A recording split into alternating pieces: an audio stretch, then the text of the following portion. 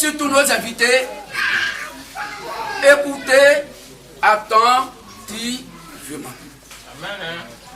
Avec toute l'attention que vous devez porter à la sainte parole de notre Dieu, dont le nom glorieux est le Seigneur Jésus le Christ. Dieu se bénisse. Nous sommes le ministère de la voix de minuit, Matthieu verset 1 à 6. Nous sommes le ministère de la voix de minuit, Matthieu verset 1 à 6. Lecteur, on peut lire ça rapidement pour nos invités. Parce que quand tu veux t'engager envers un Dieu, je parle expressément de cette manière, il faut que tu sois sûr qui est ce Dieu, qu'est-ce qu'il peut t'apporter, quelles sont ses capacités, est-ce que tu peux te confier à lui, quel est ton intérêt avec lui et quel est son intérêt avec toi. Matthieu 25, 1 à 6. Matthieu 25, 1 à 6. Alors le royaume des cieux sera semblable à 10 vierges qui, ayant pris leur lampe, allaient à la rencontre de l'époux. 5 d'entre elles étaient folles et 5 sages. Les folles, en prenant leur lampe, ne prirent point d'huile avec elles. Mais les sages prirent avec leur lampe de l'huile dans des vases.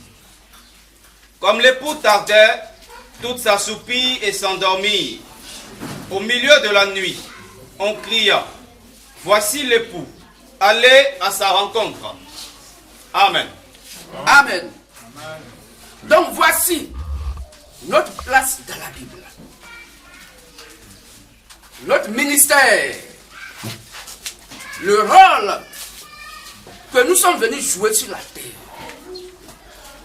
À la fin des temps, le Saint-Esprit Père vient pour boucler le travail qui a été fait par les premiers disciples du Seigneur Jésus-Christ et les 7 prophètes messagers des 7 arts de l'Église des Nations, selon Éphésiens 2, 19 à 20. Lecture.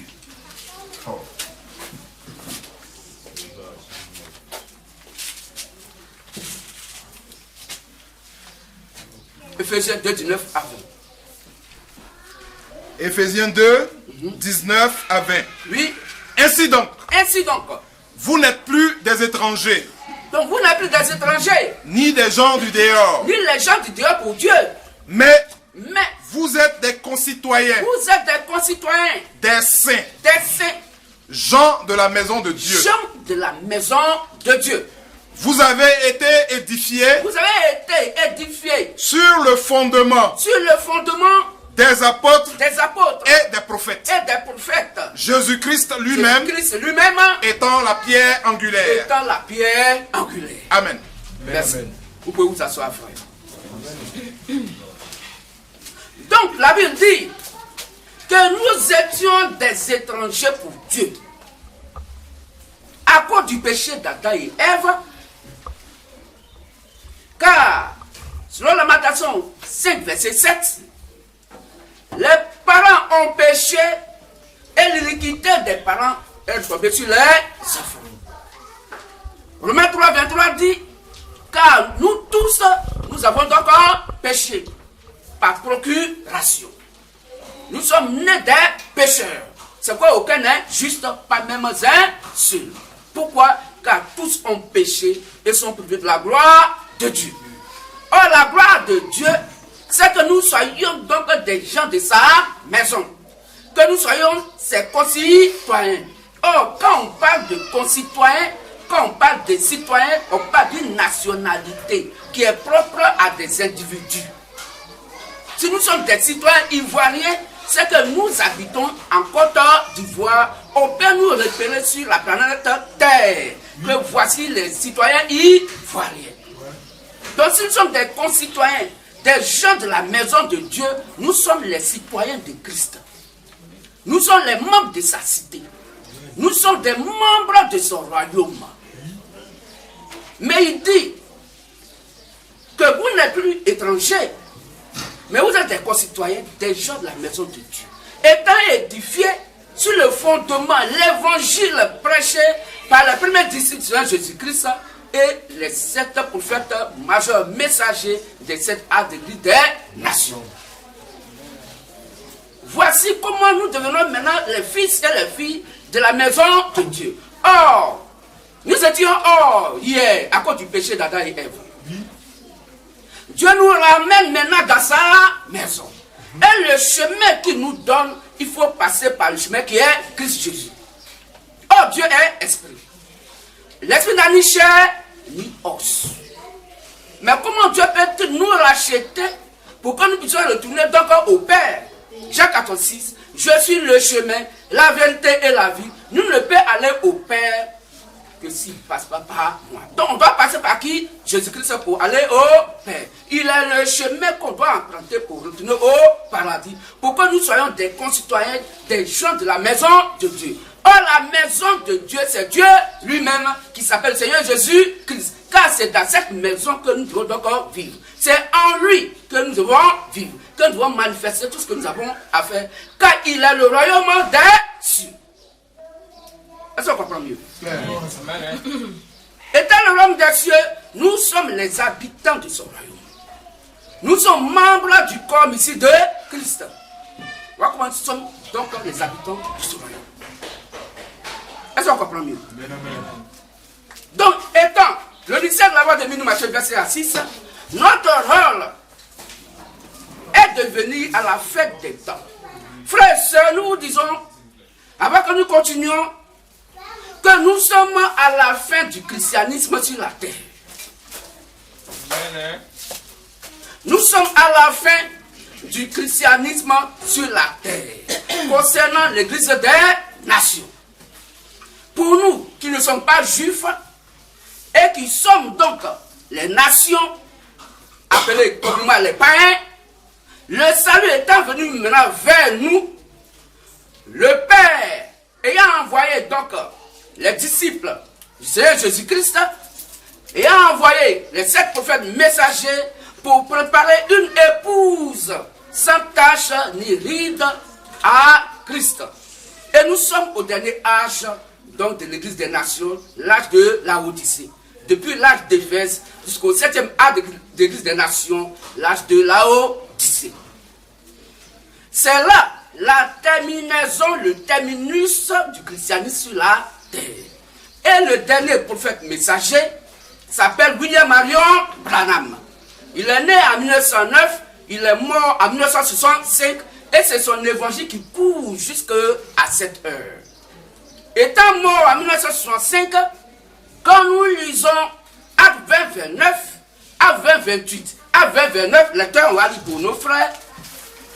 Branham étant là, la flamme de l'évangile bouillait encore sur la terre. La flamme était encore allumée.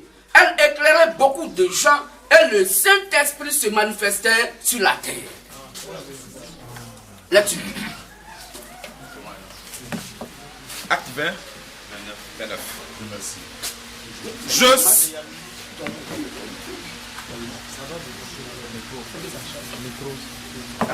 Allô. Acte 20, 29. Je sais qu'il s'introduira parmi vous. Je sais qu'il va s'introduire parmi vous. Après mon départ. Donc Paul dit, il s'attaque le prophète. Il dit que je sais qu'il va s'introduire parmi vous après mon départ. Des loups cruels. Des loups cruels. Qui n'épargneront pas le troupeau. Qui ne vont pas épargner donc l'assemblée de l'église. Continue.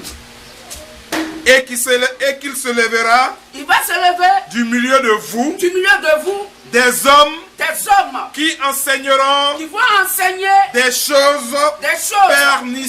Pernicieuses. Pour entraîner. Les disciples. Après eux. Voilà. Donc il est évident que quand le prophète messager que Dieu a mandaté à son époque, à l'âge de son église, quand son corps physique tombe pour dire qu'il est mort, son évangile est troublé par ceux qui sont restés sur la terre. Que je bénisse ça. Ils vont faire de cet évangile ce qu'ils veulent. Ils vont donner le sens dans des écritures de cet évangile. Et c'est ce qui a été aussi au temps du 7e art de l'Église des Nations, où la Bible dit que Branham a acquis donc 10 vierges à Christ. Et puisque l'époux qui est Christ est arrivé, elles se sont toutes assoupies et elles se sont endormies. Or, parce que la lampe était éteinte. Or, la lampe est la parole de Dieu selon Somme 119, 106. Donc, la parole de Dieu est éteinte, donc était éteinte dans leur cœur. Que se bénisse. Amen. Parce que Abraham n'est pas là. Donc, le Saint-Esprit est éteint dans leur cœur. Que se bénisse. Amen. Mais la Bible dit, au milieu de la nuit, une voix donc tonna. Une voix se manifesta. On cria. Voici l'époux aller à sa rencontre. Ainsi, les 10 vierges vont se lever. Chacune va préparer sa lampe. Les femmes n'ayant pas prévu de l'huile en réserve, on manquait d'allumer leur lampe. Mais les sages qui avaient prévu de l'huile en réserve ont mis l'huile dans leur lampe et ont allumé leur lampe. Or, l'huile typifie le Saint-Esprit. La lampe étant la parole de Dieu, selon Somme 105, alors la parole de Dieu a été rallumée donc dans leur cœur, de par la voix qui a crié au milieu de la nuit, qui est le ministère de la voix de Matthieu, verset 1 à 6. Donc c'est le ministère de la voix de Matthieu, verset 1 à 6, qui réveillons le glorieux message qu'a prêché le 7e et dernier prophète messager William Marion Branham. Son message étant endormi dans le cœur de nos frères et sœurs de la lumière du soir en abrégé, la LDS, selon Zacharie 14, verset 7. Il y a un jour unique connu de l'Éternel, où il ne fera ni jour ni nuit, mais vers le soir la lumière paraîtra. C'est quel jour? Un jour connu de Dieu lui seul. Et ce jour, il ne fera ni jour ni nuit, mais vers le soir la lumière paraîtra. Cette lumière qui est apparue vers le soir s'appelle William Marion Branham, car la lumière est le prophète majeur, messager, que Dieu envoie à une époque bien déterminée, à qui il remet le plan donc du salut de tous ceux qui vont l'écouter et qui soient sauvés à son temps, à son époque. Que ce que donc Branham était la lumière du soir, parce qu'il était la parole faite chair incarnée. Puisque la parole de Dieu est la lumière. Que je bénisse. Donc, frères et sœurs, voici notre place dans la Bible. Notre rôle, c'est de réveiller l'évangile que Branham a prêché. Il est né en Amérique, mais l'évangile est quitté vers le peuple d'Israël. Paul l'a si bien dit, vers l'Asie, parce que Paul était là-bas, en Asie mineure, et ainsi de suite. Donc, l'éclair qui est la lumière est quitté vers l'est pour venir à l'ouest. Donc Dieu quitte donc l'Amérique, il quitte l'Asie, il quitte vers l'est et maintenant il vient vers l'Amérique. Et il l'a fait dans les derniers temps selon Matthieu 24. De la même manière que l'éclair part de l'Orient pour venir en Occident, ainsi sera l'avènement du Fils de Dieu. Donc Dieu a donné un dernier signe que quand l'évangile va donc quitter l'Europe, va quitter l'Asie, et ça va venir vers l'ouest, à savoir donc l'Amérique, alors les derniers temps sont accomplis. Or, William Marion Branham fut cette lumière qui soit venue donc dans les derniers temps vers l'ouest, à savoir l'Amérique. C'est pourquoi la Bible dit que quand le 7e messager sonnera la trompette, alors les mystères de Dieu seraient accomplis. Que je bénisse. Amen. Donc, de par Branham, les mystères sont accomplis. Dieu donc va fermer. Mais quand il va maintenant fermer donc la porte du christianisme sur la terre, il vient maintenant attaquer le mystère de la voix de Matthieu verset 1 à 6. Pour boucler, pour fermer. Quand la porte fut fermée, quand les frères sont venus, ouvre-nous. Il dit, je ne vous connais pas, parce qu'il a déjà fermé la porte.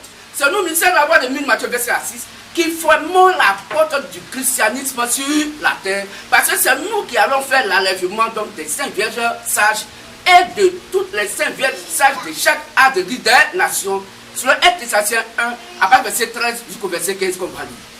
Car au son de la trompette de l'archange, à un signal donné, le Seigneur lui-même, la Bible n'a pas dit un prophète, il dit le Seigneur lui-même, a un signal donné, au son de la trompette de l'archange. Or, un archange, c'est l'ange qui est au-dessus de tous les anges. Or, Christ est l'ange qui est au-dessus de tous les anges. Donc, c'est lui Christ qui va venir pour pouvoir faire l'enlèvement. C'est pourquoi nous sommes autant du Saint-Esprit du Père, lui seul qui peut faire l'enlèvement.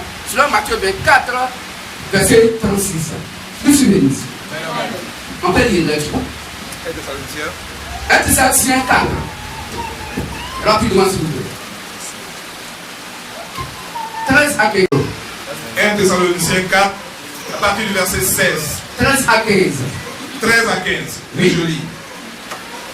Nous ne voulons pas, frères. Le lecteur va prendre Matthieu 24, 36.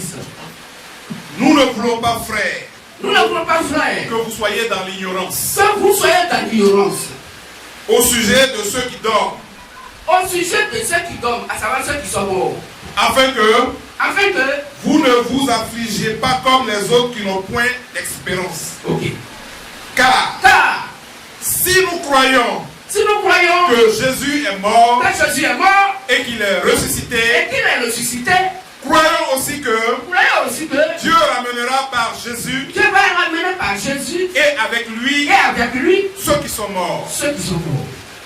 Voici, Voici, en effet, en effet, ce que nous vous déclarons d'après la parole du Seigneur. merci, Nous les vivants, nous là vivants, restez pour l'avènement du Seigneur. restez pourquoi? L'avènement du Seigneur. Pour l'avènement du Seigneur. Nous ne dévancerons pas ceux qui sont morts. On ne va pas dénoncer ceux qui sont morts. Car Car le Seigneur lui-même le Seigneur lui-même n'a pas dit un prophète, lui-même. Il n'a pas dit un envoyé du Seigneur. Il dit le Seigneur lui-même. car le Seigneur lui-même Oui. a un signal donné Donc c'est le Seigneur lui-même qui va donner son signal. à la voix d'un archange. Il va envoyer donc un archange, un ange au-dessus de tous les anges. Et au son de la trompette de Dieu, Et qui va sonner la trompette de Dieu dans Matthieu verset 1 à 6 pour dire réveillez-vous, levez-vous, voici l'époux, allez à sa rencontre. Qui connaît l'époux si ce n'est pas un membre direct de l'époux? et au son de la trompette de Dieu, Oui. descendra du ciel. Donc, il va descendre du ciel Et les morts en Christ et les morts en Christ ressusciteront premièrement. vont ressusciter premièrement. Ensuite, Ensuite, nous les nous vivants les vivants qui serons restés, qui seront restés, nous serons tous ensemble, nous serons tous ensemble, enlevés avec eux enlevés avec eux sur des nuées, sur des nuées à la rencontre du Seigneur à la rencontre du Seigneur dans les airs. dans les airs. Et ainsi, Et ainsi, nous serons toujours nous serons toujours avec le Seigneur. avec le Seigneur. C'est le dernier plan de rédemption de Christ sur la terre concernant le christianisme à la fin des temps. Ainsi, qui pourra exécuter cela? Matthieu 24, 36 dit il n'y a que le Père seul qui va s'occuper de ces choses. Ce n'est pas un prophète. Ce n'est pas quelqu'un que Dieu va envoyer à la dimension d'un prophète. Mais il vient avec le Saint-Esprit Père pour exécuter les dernières tâches. Donc du véritable et réel Dieu, son dessein qu'il a mis sur la terre et qu'il doit exécuter, il le fait de par lui-même pour enlever donc l'épouse sur la terre pour le mariage dans les airs. Matthieu 24, 36. Matthieu 24, 36. Oui. Pour ce qui est du jour et de l'heure, personne ne le sait, Personne ne sait. ni les anges des cieux, ni le Fils, Il dit personne ne le sait. Ni les anges des cieux, ni le Fils, ni le Fils. mais le Père seul. Mais le Père seul. Amen. Donc le Père s'est réservé une tâche à la fin des temps qui doit exécuter dans sa propre volonté. Est-ce qu'on comprend mieux? Toujours l'église. Alors, frères et sœurs, voici en quelques mots présenter le mystère de la loi de béni Matthieu, verset à 6. Comme on n'a pas assez de temps, mais tout à l'heure, quand on va se retrouver, vous pourrez poser autant de questions que vous voudrez pour bien comprendre. Maintenant, avant que nous donnions notre thème, après de nos invités qui sont venus nombreux aujourd'hui, nous disons merci à Christ, nous allons vous donner un petit tabouret, une petite exhortation qui va vous préparer à bien écouter la suite. Ils sont bénis. Frères et sœurs, le christianisme n'a rien à voir avec le suivisme. Le christianisme, ce n'est pas du suivisme. Je m'explique sur cette écriture. Quand on parle du suivisme, c'est de quelqu'un ou un groupe d'individus qui suit quelqu'un. On lui demande, mais pour quelle raison tu le suis? Il dit, c'est qui est sûr? Je le suis parce qu'il est devant moi, donc je le suis. Exemple, mon papa est catholique. Je suis né dans l'église catholique. J'ai été baptisé, confirmé dans l'église catholique. Donc, et puis j'ai mouru. Donc, catholique. Donc, quand on me pose la question, es-tu chrétien? Il dit oui, je suis chrétien catholique. C'est l'exemple que je donne. On n'a rien contre tout. Chacun sur son rôle.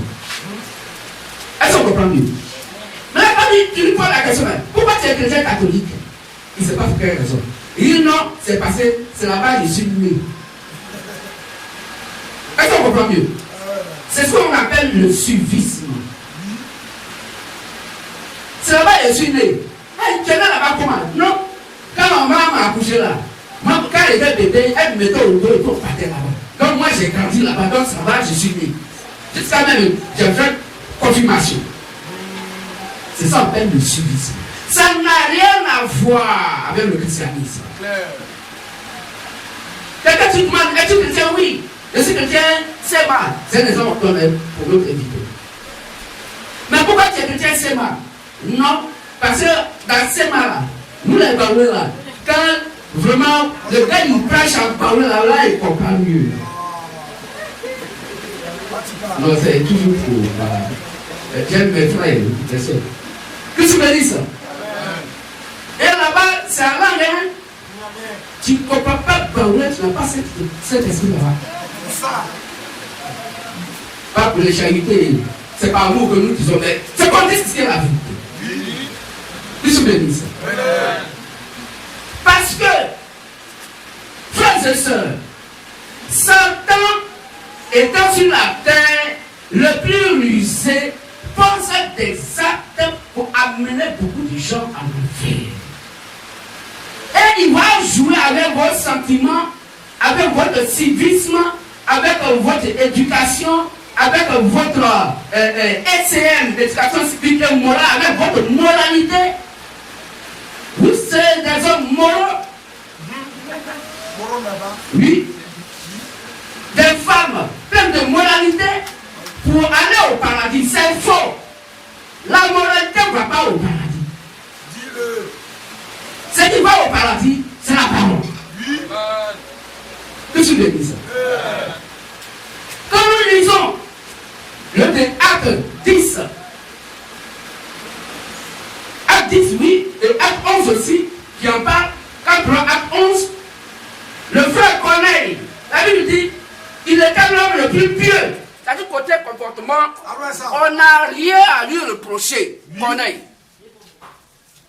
Côté comportement, on n'a rien à lui reprocher. Et il faisait tellement des aumônes, il était fier et content. Il pensait que cela suffisait pour qu'il puisse aller au paradis.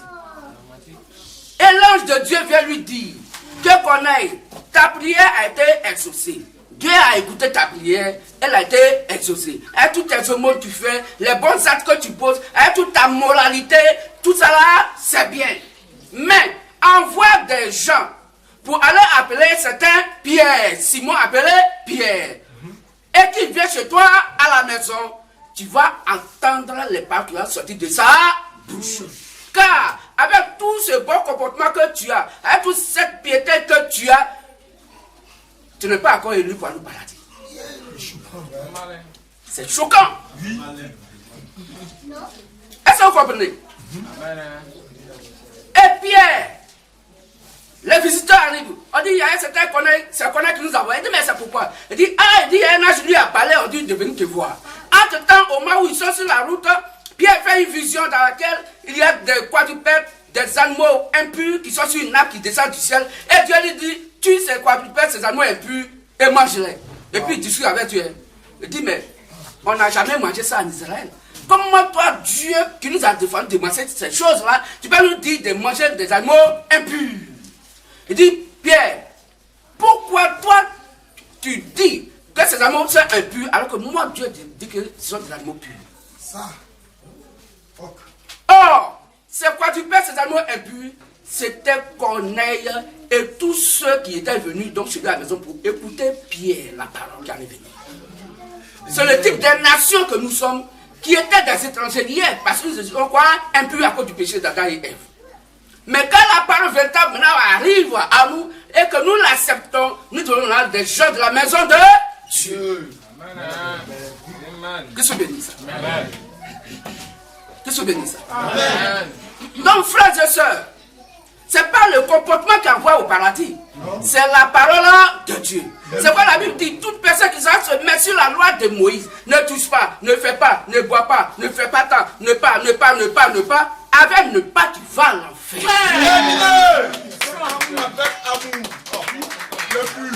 Avec ne pas, tu vas à l'enfer. Parce que dans tout ça, il n'y a rien qui est prêché qui soit la foi qui est l'évangile de la grâce. Quand Moïse est venu avec la loi, mais Christ est venu avec la grâce et la vérité.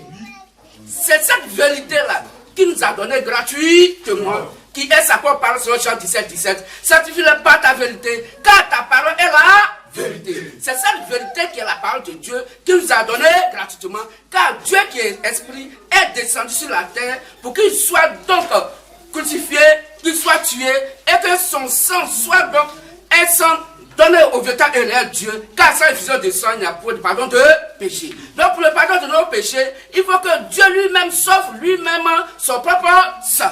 Et c'est ce qu'il a fait. Et ce sang, il allait déposer ça dans un sanctuaire, dans les lieux célestes, un sanctuaire qui n'a pas été conçu de main d'homme. Afin que nos péchés soient pardonnés. Or, pour que les péchés soient pardonnés, il envoie maintenant le Saint-Esprit. Je vous laisserai le point orphelin. Ça vous dit que quoi? Qu'il se pourrait, et que le plan même qui était donc tracé, c'est que Dieu devait mourir. Et s'il meurt, nous aussi nous sommes morts. Oui. Que c'est mort, il a été enterré. Vrai ou faux? Oui. Mais s'il ne ressuscite pas, nous sommes aussi tous morts. C'est parce qu'il est ressuscité qu'il nous dit maintenant que le Saint-Esprit donc sera là pour vous. Donc, après Samuel, sa résurrection, il dit, je ne vous laisserai pas orphelin. Ça dit que quoi? Qu'il était destiné à mourir. Parce qu'un père qui doit laisser ses enfants orphelins, c'est que le père est mort. Ou bien? Voilà. Dans son vivant, il dit, je ne vous laisserai pas orphelin. Donc, il parle de sa mort et sa résurrection. Je vous enverrai un autre consolateur, le Saint-Esprit. Quand il viendra, il vous conduira dans toute la vérité. Donc, le rôle du Saint-Esprit, c'est de nous conduire dans toute la vérité. Or, la vérité de Dieu, c'est sa propre parole, Jean 17. Sanctifie-le par ta vérité, car ta parole est la vérité. C'est cette parole-là que, frères et sœurs, vous devez avoir dans vos âmes, dans votre cœur, pour que vous soyez sauvés. En dehors de cet évangile, qui est la parole de Christ, vous n'avez pas la foi et vous ne pouvez jamais être sauvés. Car la foi, elle vient de ce qu'on entend. Et ce qu'on entend vient de la parole de Christ. Romains 10, 17. Après la lecture, vous pouvez vous asseoir. Vous allez vous habituer. Romains 10, 17. Romains 10, 17. Donc, frères et sœurs, vous pensez adorer le véritable Dieu d'avoir l'heure de prière. Mais pourtant, vous adorez Satan sans le savoir. Oui. Romains 10, 17. Ainsi, la foi vient de ce qu'on entend, et ce qu'on entend vient de la parole de Christ. Amen. Donc, La foi, elle vient de ce qu'on entend. Donc la foi, elle vient de la prédication.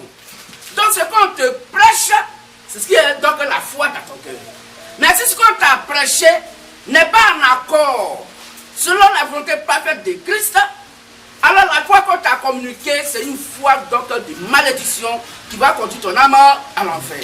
Parce que sans la foi, nul ne peut être agréable à Dieu. Donc pour qu'on soit agréable à Dieu, il faut la foi. Or la foi, c'est la Sainte Bible, l'évangile de Christ qui est prêché, sans ajouter et sans retrancher. Proverbe 30, verset 6, après le verset 18 à 19, on va lire. Donc voici ce qui est, et ce qui est la foi. Étant la part de Christ, on doit y ajouter, on ne doit pas retrancher. Ça veut dire quoi? Frères et sœurs, si nous sommes à la chair, et qu'est-ce que nous sommes en train de vous dire? Nous prenons une partie de la Bible, et puis on ajoute avec nous-mêmes, nos propres connaissances, et on vous donne, et vous dites Amen là-dessus, je vais à l'enfer, vous partez à l'enfer avec moi. Avec amour. Oh. On va à l'enfer. Parce que Dieu dit, on doit rien ajouter à sa parole. Pourquoi? Parce que tout ajout à sa parole vient du malin. Matthieu 5, 37. Lecture. Proverbe 30. Verset 6. Matthieu 5, 37. Proverbe 30, verset 6.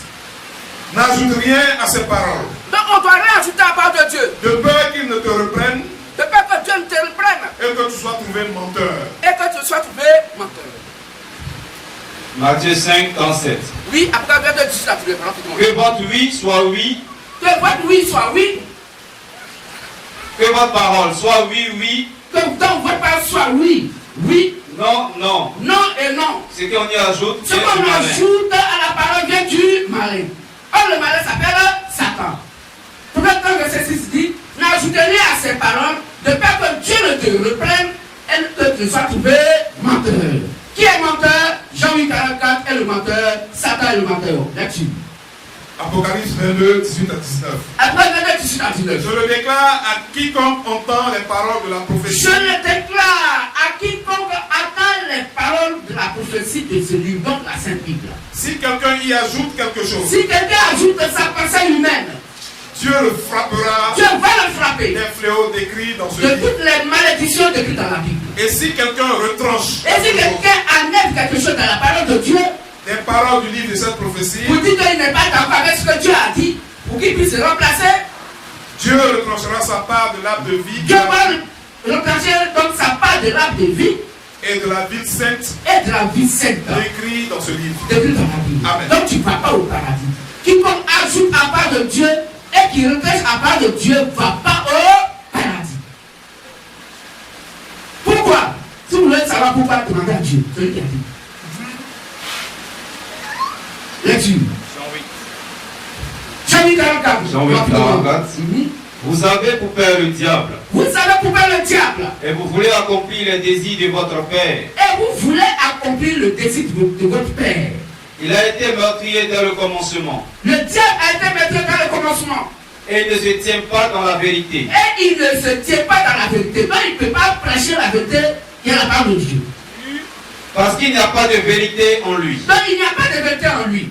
Lorsqu'il profère le mensonge, Quand il parle du mensonge, il parle de son propre fond. il parle de lui-même, de sa propre nature. Car il est menteur Il est menteur et le père du mensonge. et le père du mensonge. Donc Satan s'appelle le père du mensonge. Il est menteur et le père du mensonge. Proverbe verset 6, n'ajoutez rien à ces paroles, de peur que Dieu ne te reprenne et que tu ne sois trouvé Satan. Donc quand tu ajoutes la part de Dieu, tu as trouvé Satan. Frère, voilà lire ça. Matthieu 16, 23. Matthieu 16, 22, 23. Prends la parole du verset 21. Voilà notre frère Simon Pierre. Jésus-Christ n'a même pas ménagé sa parole. Quand Jésus-Christ a dit, lecture, allons-y. Matthieu 16, 21, 23. 21, 23. Dès lors, Jésus commença à faire connaître à ses disciples qu'il fallait qu'il allât à Jérusalem, qu'il souffrit beaucoup de la part des anciens, Oui, des principaux sacrificateurs oui, et des scribes, et des scribes.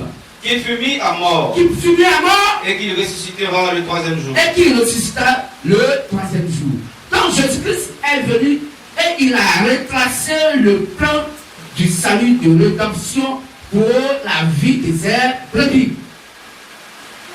Tel que c'est écrit dans Ésaïe 53 et plusieurs versets bibliques qui disent que Jésus devait mourir, souffrir de la part des principaux sacrificateurs, des scribes, des pharisiens et ainsi de suite, qu'ils allaient donc le tuer, ils allaient l'enterrer et il allait ressusciter le troisième jour. Donc Jésus-Christ a repris exactement ce qui est écrit noir sur blanc dans la Bible. Continue la lecture. Simon Pierre dit quoi? Pierre, l'ayant pris à part, Simon Pierre prend Jésus à part se mit à le reprendre et il reprend Jésus. et dit, Et il lui dit, à Dieu ne plaise, il dit, ce que tu viens de dire là, Dieu n'a pas dit ça. Seigneur, cela ne t'arrivera pas. Cela ne t'arrivera pas. Or la Bible dit, par ces maîtresses, nous sommes guéris. Et il faut qu'il meure, qu'il soit enterré, qu'il ressuscite, afin que nous puissions avoir la rédemption. Et il dit, Simon Pierre, prends la pensée humaine pour dire, cela ne plaise à Dieu ce que tu dis, cela ne t'arrivera pas. Que tu me dises, cela ne t'arrivera pas. C'est-à-dire ce que la Bible a dit là, c'est faux, ça ne peut pas s'exécuter. La suite. Mais Jésus, Jésus, se retournant, dit à il Pierre, dit à Simon Pierre, arrière de moi, Satan, hein? Il dit à Simon Pierre, arrière de moi, Satan. tu mets en scandale, Ce que tu dis là, ça me rend scandaleux. car tes pensées Car tes pensées ne sont pas les pensées de Dieu, ne sont pas les pensées de Dieu, mais celles des hommes. mais les pensées des hommes. Amen. Donc les hommes, quand ils pensent et où ils parlent et qu'ils ne s'appuient pas sur ce qui est écrit noir sur blanc dans la Bible, ils sont inspirés de Satan. Toute personne qui ajoute à part de Dieu, toute personne qui ajoute à part de Dieu ou qui retranche à part de Dieu est trouvé Satan. Qu'est-ce que je veux dire ça? Est-ce qu'on a bien compris? C'est pourquoi Romains 3:4 dit, tout homme est menteur, Dieu se dit la vérité. Aucun n'est juste, pas même un seul. Tous sont égarés, tous sont pervertis. Nul même ne cherche Dieu. Qu'est-ce que je veux dire ça? Alors, frères et sœurs, écoutez attentivement. Jésus-Christ de son vivant, avant sa mort et sa résurrection, va confier l'évangile à 11 disciples qui sont donc ses apôtres. Et dans Matthieu 7, 18 à 19, il dit, tu es Pierre, sur cette pierre je bâtirai mon église. Je te donnerai les clés du royaume des cieux. Ce que tu liras sur la terre sera lié dans les cieux, et ce que tu délieras sur la terre sera lié dans les cieux.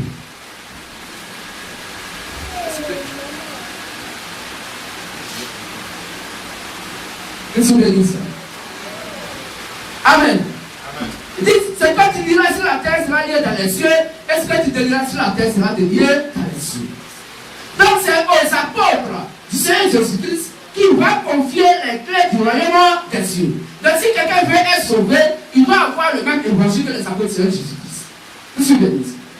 Toute personne qui n'adopte pas comme les premiers du Seigneur Jésus-Christ et comme les 7 prophètes majeurs, messagers des 7 actes de l'île des nations, cette personne n'est pas reconnue par le Saint-Esprit, tu ne vas pas au paradis.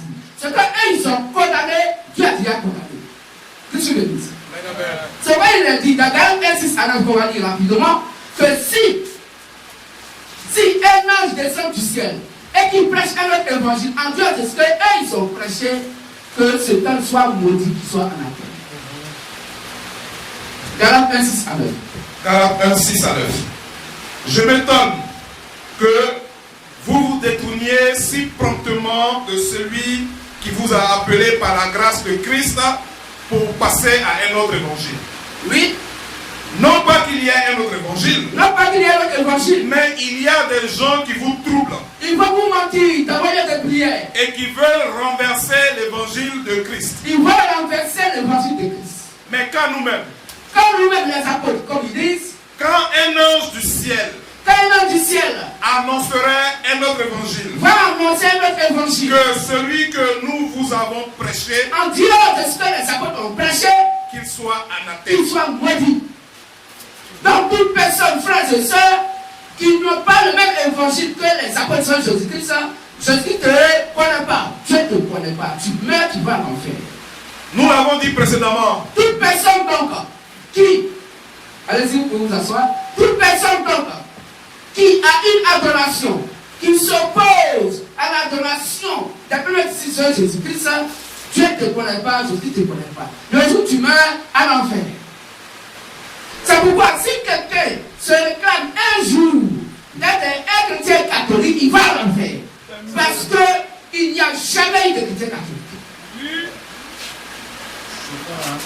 Il n'y a jamais eu de chrétien catholique. Il n'en aura jamais.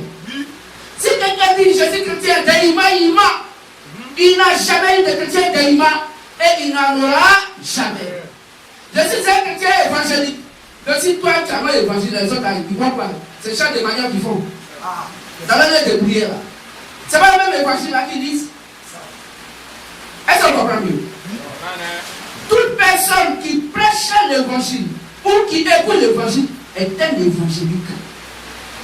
Pourquoi? Parce qu'il se nourrit de l'évangile. Selon Matthieu 4,4. L'homme ne se nourrit pas de paix seulement, mais de tout l'évangile, toute la parole de Dieu. Donc ici, étant assis ici, nous sommes des évangéliques. Parce que l'évangile est dans notre cœur. Il n'y a pas une communauté qui est là, qui est seulement évangélique. Mais elles ne sont pas là. Est-ce qu'on comprend mieux? Si quelqu'un se déclare aujourd'hui, je suis chrétien, c'est moi, tu mens. Aucun chrétien avec un nom à jour ne va au paradis. Ils seront tous à l'enfer. Car on ne doit rien ajouter au mot église, au nom église. Le Saint-Esprit dit que ce qu'on doit ajouter au nom église doit être le nom de la localité où les gens se rassemblent pour prier. Et comme nous sommes à la Libération, nous sommes l'église de la Libération. Être en accord avec la Sainte Bible. On va lire ça, Acte 8, verset 1. Apocalypse 1, verset 11.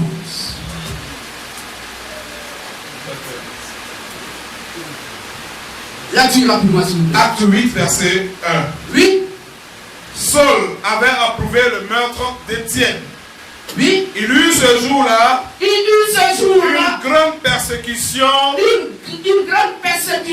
contre l'église de Jérusalem. Non, c'est catholique. Il faut bien dire.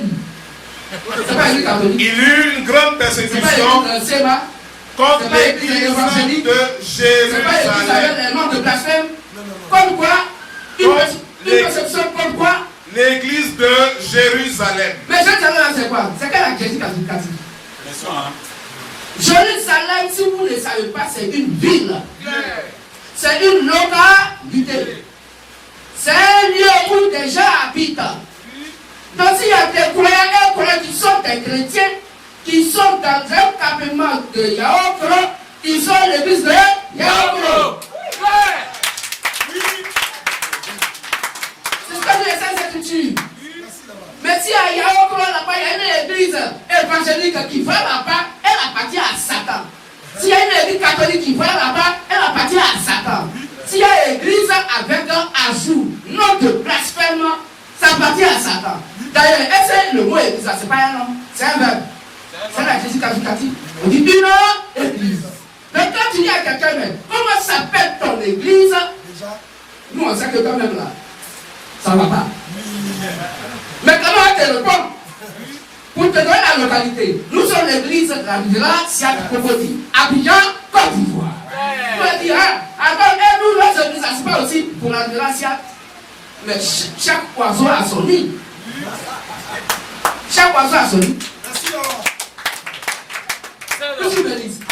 Mais voulant être en accord avec la Sainte Bible, nous donnons le nom de la localité où nous rassemblons pour prier. C'est pourquoi le chrétien ne va jamais à l'église. Parce que l'église, c'est un être humain vivant qui croit à l'évangile de Christ au travers de l'évangile prêché par le Saint-Esprit de par les premiers disciples du Seigneur Jésus-Christ. C'est lui que la Bible appelle l'église. Donc l'église, c'est un être humain vivant et non un bâtiment. Frères et sœurs, si tu as envie de prière dimanche, allons à l'église. Si tu vas dimanche à l'église, tu iras à l'enfer. Parce qu'aucun chrétien ne va à l'église. Quand quelqu'un dit je vais à l'église dimanche, nous, MVM là, on sait que toi là, tu n'es pas chrétien. Parce que le chrétien, il ne va jamais à l'église. Au contraire, c'est dans le chrétien que Dieu vient à l'église pour s'adorer. C'est ce qui est écrit dans le livre de Thessaloniciens 2, à partir du verset 3 à 4. Satan aussi vient dans le temple pour s'adorer. C'est ce qui est écrit aussi. Sur 1 Corinthiens 3, verset 16. Vous êtes le temple de Dieu et l'Esprit de Dieu habite en vous. Que je vous bénisse. Est-ce qu'on comprend mieux? Donc, frères et sœurs, la Bible dit, Jean Marc 16, 15 à 16, que si tu es dans une heure de prière et qu'on fait baptême d'un nouveau-né, il faut quitter là-bas. C'est Satan qu'on te fait adorer sans le savoir. Parce que les premiers disciples de Jésus-Christ n'ont jamais fait baptême d'un nouveau-né. Puisque le baptême est un engagement de bonne conscience envers Dieu seul. Le nouveau-né bébé, il a appliqué l'engagement. Marc 5, 15 à 16 dit que celui qui croira et qui sera baptisé sera sauvé. Mais celui qui ne croira pas sera condamné. Le nouveau-né qu'on baptise là, il a cru en quoi il peut le baptiser. Or, le rôle du Saint-Esprit, ce n'est pas de conduire les gens dans la vérité. Le rôle du Saint-Esprit, c'est de conduire les gens dans toute la vérité. Or, au besoin de Dieu, vous donnez une partie de la vérité, et puis ils prennent une partie de leur mensonge pour ajouter dans l'adoration. Tu prends cet évangile, tu meurs, tu vas à l'enfer. Exemple, Matthieu 28, la Bible dit, Jésus dit, allez baptiser et enseigner. Aujourd'hui, les gens disent non, on va d'abord enseigner cours de base, cours de baptême, cours de catéchuménat, 5 ans, 6 mois, 3 mois, et après, on va baptiser. L'ordre de Dieu dit, baptiser et enseigner. Les hommes de Satan, les hommes de Satan, les femmes de Satan disent, on va d'abord enseigner et après on va baptiser. Si vous êtes dans ces lieux de prière, si vous avez déjà eu un baptême où on vous a enseigné d'abord, cours de baptême, tu meurs, tu vas à l'enfer. À moins que tu reviennes à la vraie adoration que le Saint-Esprit a confiée au Père Jésus-Christ. Que tu bénisses. On a l'occasion tout à l'heure. Nous allons attaquer notre thème du jour. Et vous pouvez poser des questions. Comme on a dit tout à l'heure, on va vous donner 15 minutes pour poser vos questions. Ça peut être les questions que on vous a donné un peu cette petite parole. Que tu bénisses. Amen. Alors, dimanche passé, qui connaît le thème? Qui a résolu le thème dimanche passé? Oui, le frère. Le repas du Seigneur ou la Sainte Seine. Ça, c'est un message qui concerne ceux qui sont déjà baptisés. On a donné pour vous, on va donner pour vous aussi. On a donné tout à l'heure pour nos invités, exhortation. Voilà. Là, ceux qui sont baptisés, ça c'est pour eux. Mais vous aussi, vous pouvez écouter. Qu'est-ce que vous me dites ça?